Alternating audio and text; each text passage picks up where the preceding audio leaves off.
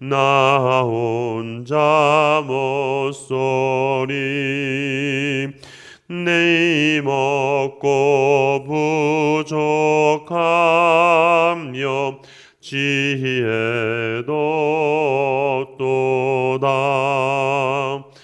내 주는 나의 생명 또 나의 힘이라.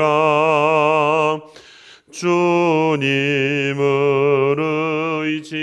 의지하여 지혜를 얻으리. 주 없이 살 수 없네. 내 주는 아신다. 내 영의 깊은 간구 마음의 소원은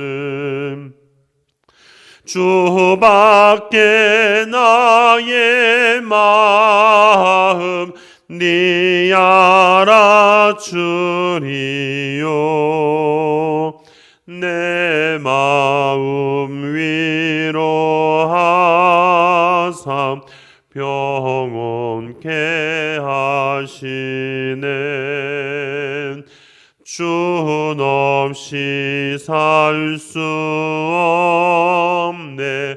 세월이 흐르고 이 깊은 고독 속에 내 생명 끝나도 사나운 풍랑일 때 날 지켜주시니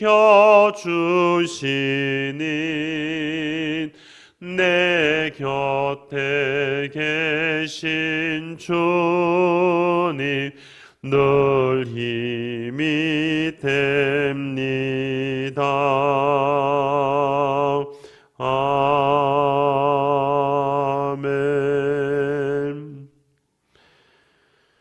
오늘 주일 한마음 한입술로 기도할 제목입니다. 오늘은 주일 예배를 위해서 기도하도록 하겠습니다. 오늘 거룩한 주 예배를 통해서 우리 믿음의 가족들이 영과 진리로 예배하는 복된 주일 되도록 기도해 주시고, 또 귀한 말씀 증거하시는 담임 목사님과 또 교육부서에서 말씀 증거하는 우리 교육부서들이, 우리 불교자들이 또 성충만함으로 능력의 말씀으로 귀한 은혜의 말씀 전할 수 있도록 기도해 주시고, 또 예배를 돕고 봉사하는 또 우리 성도들 마음 가운데 감사 기쁨의 마음으로 이 귀한 사역들을 감당하도록 기도해 주시기 바랍니다.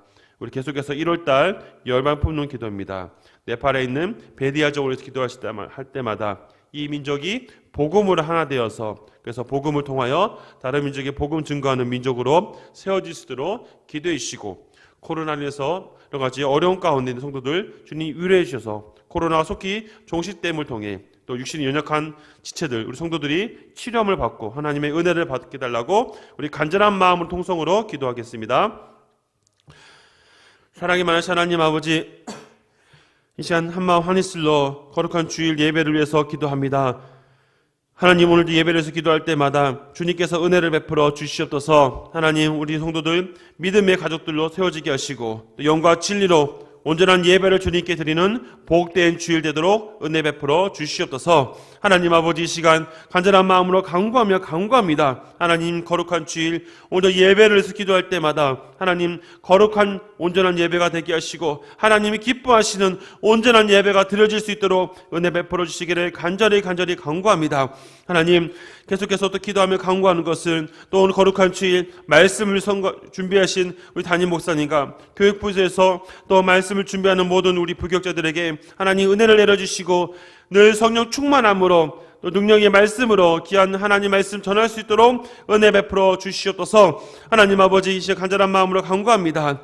예배를 돕는 모든 성도들의 마음 가운데 감사함으로 기쁨으로 이 귀한 일들을 감당할 수 있도록 은혜 베풀어 주시기를 간절히 간구합니다. 하나님, 이 시간 주님 앞에 간절히 기도하오니 성도들의 마음 가운데 봉사하는 손길 가운데 하나님 기쁨으로 이 길을 감당하게 하여 주시옵소서. 하나님의 귀한 이 사역들을 잘 감당하는 성도들 되도록 도와주시옵소서. 새벽부터 나와서 또 오늘 오후 예배까지 계속해서 진행되어지는 모든 예배 가운데, 섬겨지는 모든 사역 가운데 하나님께서 은혜를 내려주시고 오늘 하나님 기뻐하는 온전한 예배가 드려지는 귀한 시간 될 수 있도록 역사하여 주시옵소서. 하나님 아버지, 이럴다 열방 품는 기도를 온 주님께 올려드립니다. 하나님, 네팔에 있는 베디아족을 긍휼히 여겨 주시옵소서. 이 민족이 복음으로 하나 되게 하여 주시옵소서. 하나님 아버지, 이들의 마음 가운데 예수님의 마음을 허락하여 주시고, 그래야 이들이 더 이상 제약에 빠지지 않냐며 잘못된 길에 가지 아니하도록 늘 주께서 은혜 베풀어 주시기를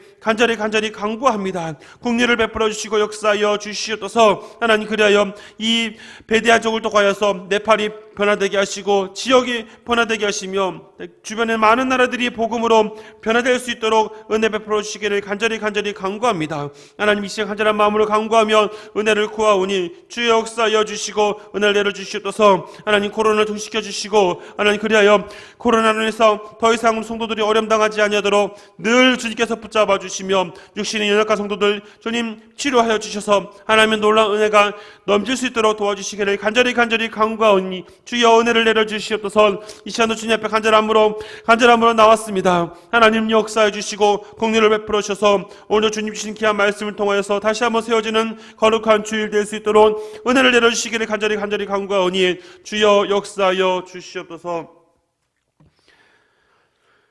하나님, 한마 한이슬로 오늘 예배를 위해서 간절한 마음으로 간구합니다. 하나님, 우리가 기도하고 간구하는 모든 기도 제목 가운데 은혜를 내려주셔서 오늘 거룩한 주일 복된 예배가 되게 하시며 오늘 하나님이 원하시는 온전한 예배가 되도록 은혜 베풀어 주시옵소서. 하나님, 우리가 또 열방 푸는 기도를 주님께 올려드리면서 하나님께 간절한 마음으로 간구합니다. 주께서 붙잡아 주셔서 모든 상황 가운데 역사하시는 주님을 온전히 바라봅니다.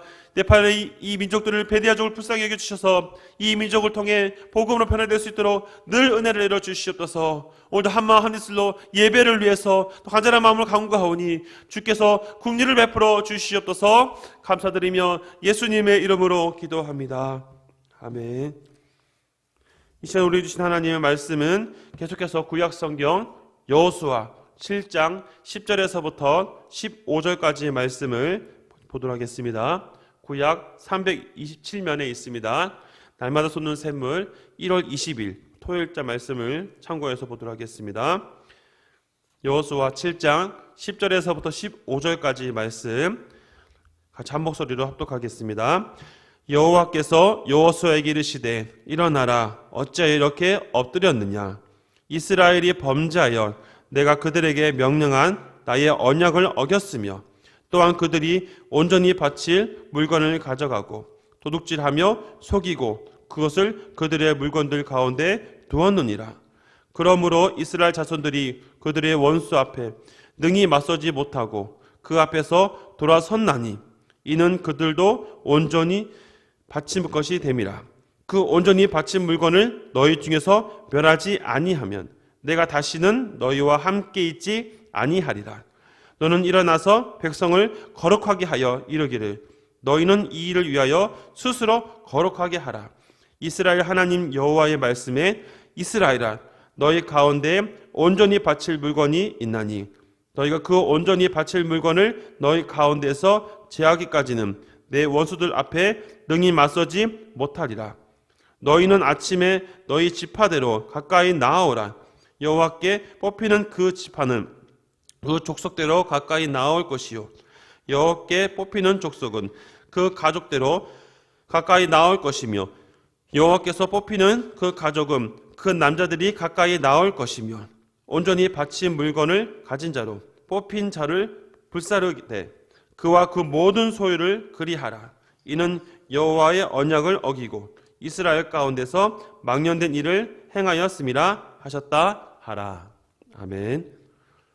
우리는 오늘부터 우리 화요일 3일 동안 신앙의 정체성을 회복하라는 그런 제목을 가지고 3가지 정도 우리 시리즈를 말씀을 가지고 은혜를 나누고자 합니다.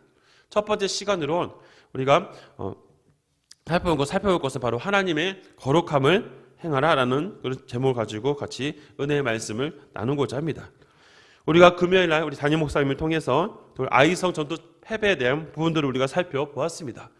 오늘은 그 부분이 이어지는 부분 속에서 오늘 말씀 속에 살펴볼 그 내용, 바로 아이성 전투의 패배 원인이 무엇인가, 그걸 한번 살펴보면서 오늘 본문의 내용들을 언급해 보고자 하는 것입니다. 오늘 내용을 살펴보는 가운데 가장 기본적으로 우리가 항상 머릿속에 넣어야 될 것은 바로 신앙의 정체성을 분명히 회복하라는 큰 주제입니다.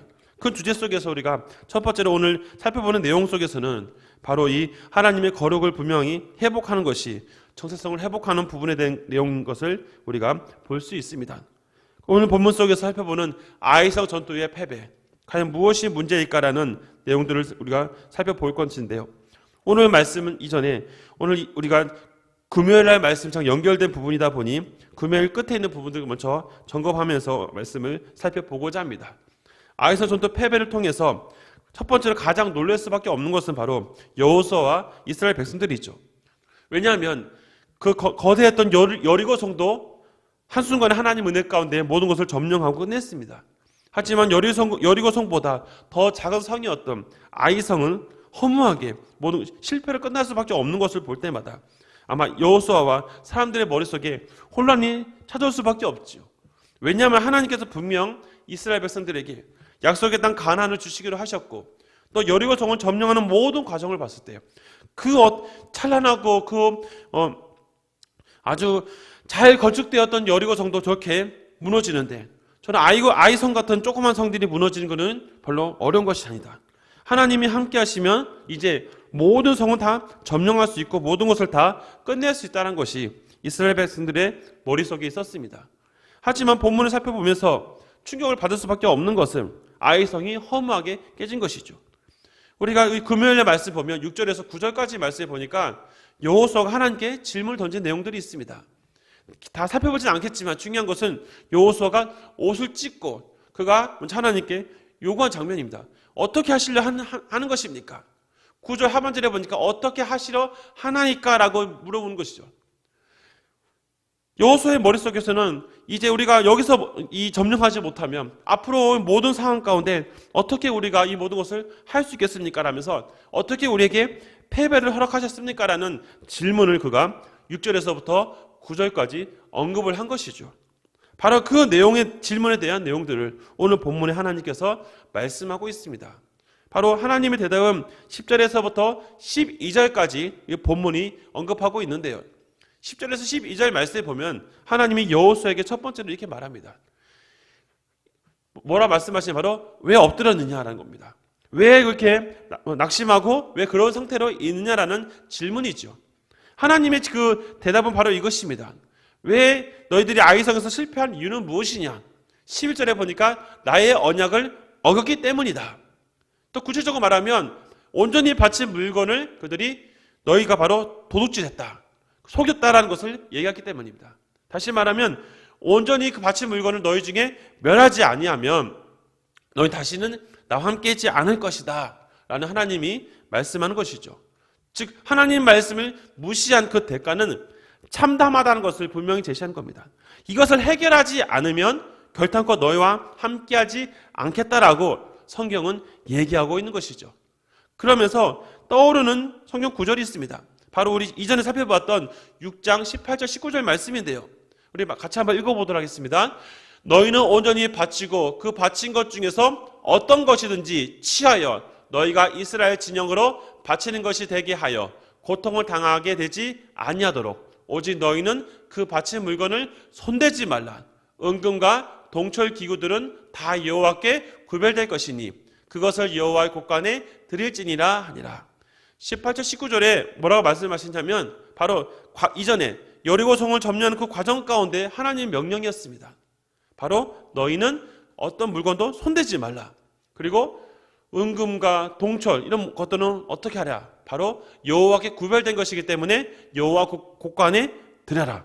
하나님께 분명히 바쳐야 될 것을 얘기하고 있는 것이죠. 그 어떤 것도 너희들의 임의대로 취하지 말 것을 분명히 말씀하고 있는 것입니다. 결국 이 내용을 통해서 하나님의 답은 이것입니다. 범죄하기 때문인데 무엇을 범죄하고 무엇을 잘못하였느냐? 첫 번째로는 명령을 거부했다는 것입니다. 하나님의 그 말씀을 가벼이 여겼다는 것이죠. 두 번째는 뭡니까? 훔쳤다는 겁니다. 하나님의 것을 내 것인 것처럼 몰래 훔치는 그것이 문제였던 것이죠. 결국 이 모든 것은 뭐냐? 탐욕을 통해서 결국 하나님께 죄를 지었다라는 것을 분명하게 제시하고 있습니다. 그러면서 하나님께서 오늘 본문 속에서 이제 분명한 것을 제시합니다. 뭐냐면 이 죄를 지은 이 상태에서, 이 죄에 있는 상태에서는 결코 내가 너희를 도와줄 수 없기 때문에 결국 너희들이 내 요구사항을 다시 한번 해결해야 된다. 해결하지 않으면 도와주지 않겠다라는 말씀을 하는 것입니다. 그것이 바로 13절에서부터 15절까지 말씀 속에 있는데요. 바로 첫 번째로 바로 거룩을 회복할 것을 13절 통해서 언급하는 것입니다. 13절에 보니까 너는 일어나서 백성을 거룩하게 하여 이르기를 너희는 내일을 위하여 스스로 거룩하게 하라라고 말씀하고 있습니다. 여러분, 우리 거룩이라는 단어 통해서 떠오르는 성경 구절이 있지요. 레위기 19장 2절 말씀입니다. 하나님께서 이스라엘 백성들에게 광야 생활하는 그들에게 말씀하신 것이 무엇이냐면 바로 내가 거룩하니 너희도 거룩하라. 왜냐하면 나 여호와 너희 하나님은 거룩함이니라 라고 말씀하고 있기 때문입니다. 우리가 거룩의 단어를 한번 다시 정리해볼 필요가 있는데요. 이 거룩하다는 이 표현을 보면은 여러 가지 표현 해석들이 있습니다. 자신을 하나님께 드리는 사람에게 사용되기도 하고요. 거룩하게 성스러운 것을 만져서 성스러운 사람이 된다. 그 의미도 있고요. 또 중요한 것은 뭐냐면 바로 그런 예배를 위해 정해진 선물. 또한 당시 이 광야 시대 속에서는 바로 거룩한 성소나 지성소, 법궤, 나중에 만들어진 이 성막, 이 광야 시대 때 세워진 성막이죠. 거룩한 곳으로 사용했다는 의미가 있습니다. 가장 중요한 것은 뭐냐면 하나님께 바쳐진 물건, 이런 의미들이 정리되어 있지요. 다시 말하면 이 거룩하는 것은 다 정리하면 바로 이것입니다. 하나님께 온전히 드려지는 것이죠. 하나님이 깨끗하게 여겨지는 것을 깨끗하게 이어가는 것을 말씀하고 있습니다. 그렇기 때문에 그 거룩함을 다시 회복해야 될 것을 처음에 제시하고 있고요. 두 번째로는 바로 범죄를 한 이 원인 제공자를 찾는 것입니다. 그 찾는 방법은 성경을 보니까 바로 제비뽑기라는 방법을 14절 통해서 말씀하고 있습니다. 14절을 보니까 아침에 너희 일어나서 지파대로 나와서 여호와께 뽑히는 그 지파대로 하라. 즉 14절 보시면 그 지파는 족속대로, 그래서 여호와께 뽑히는 족속은 그 가족대로 나와서 다 이 제비뽑기를 통하여서 하나님이 원하신 대로 그 원인 제공자를 찾는 방법들을 설명하고 있습니다. 세 번째는 바로 이 제비뽑기 방법, 원인 제공자를 찾아서 어떻게 하느냐. 하나님이 싫어하는 그 모든 것을 확실하게 제거해야 된다라고 15절에 얘기하고 있습니다. 우리 15절 말씀 같이 한번 읽어보겠습니다. 온전히 바친 물건을 가진 자로 뽑힌 자를 불사르되 그와 그 모든 소유를 그리하라.